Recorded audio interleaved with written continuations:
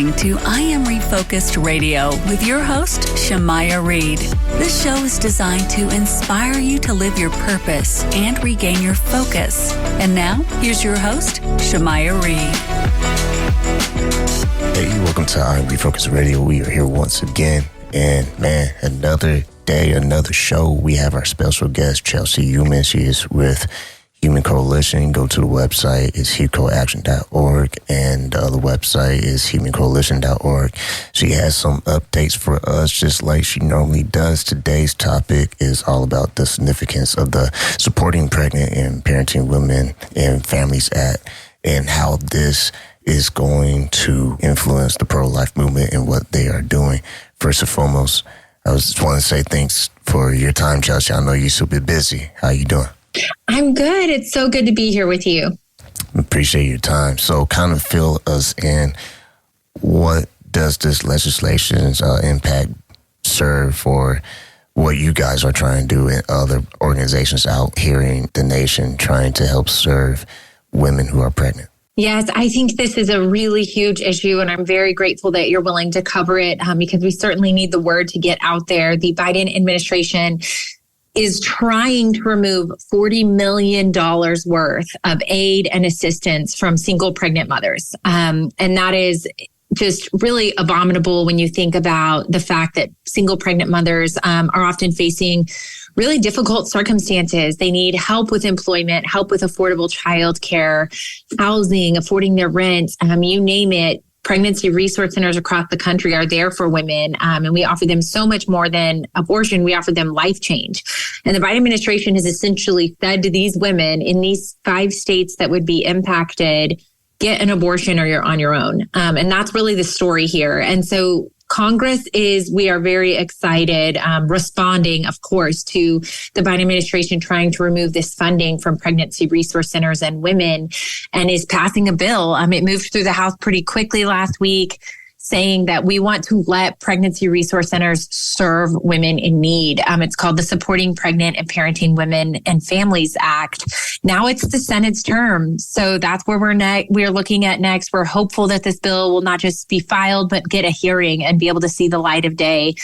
Because we all know that pregnant women in need, especially in states across the country, their circumstances haven't changed after Roe. They're still facing challenges that groups like ours at Human Coalition are trying to help them alleviate. There are arguments and big reactions coming after this news. There are arguments being made that this decision should be between a woman, her family, and her doctors. What is your response to that, and how has your organization actually been helping, assisting women, and have not actually been extreme? That's a great question. I think it starts with us deciding really as a society, what kind of society we want to be. Do we want to be the type of society that says the best option a woman has is to end the life of her child, for her to be successful or thrive or make it in her career?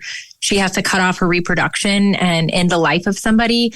The other option is serving her with compassionate care. We at Human Coalition know that 76% of women seeking abortion say that they would actually rather parent than get an abortion, but they need help with their circumstances. And that's where we step in. And there's about 2,700 groups like ours across the country serving pregnant women to do just that, to alleviate those challenges, to help them see past their pregnancy as a problem and really get to hope.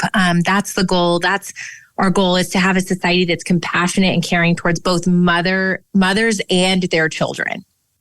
Another criticism has been that opinion that these crisis pregnancy centers only have one agenda, and that is to keep women pregnant. What is your response to people who feel that crisis pregnancy centers, just like your organization, Human Coalition, only have one agenda? Can you clarify that? Is it that you give women options, or are you guys forcing women to stay pregnant? Well, I think the facts really speak for themselves on this one. 97% of our clients report to us at their end of time with us that they feel cared for.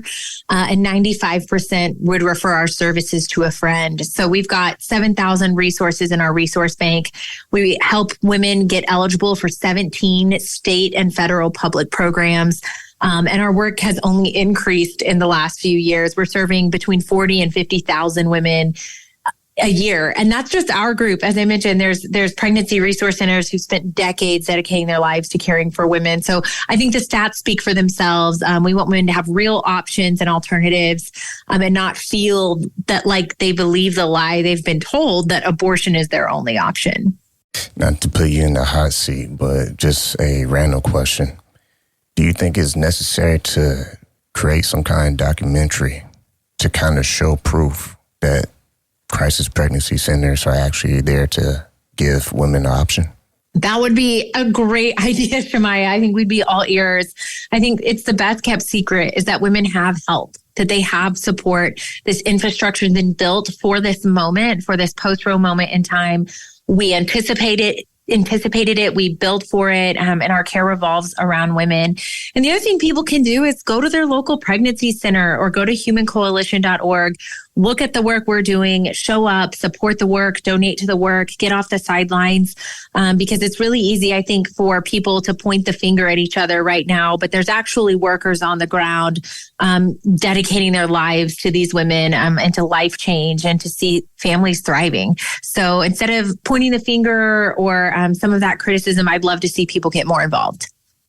I might be risky saying this, but I would say I'll be interested in seeing a documentary in both sides and let America make a judgment after that. Yep. Truth always rises to the surface. Once again, talking to Chelsey Youman. You can go find more information on Human Coalition at hucoaction.org or also visit humancoalition.org. That's humancoalition.org. Once again, Chelsey, thank you for your time. Thanks so much. Have a great one.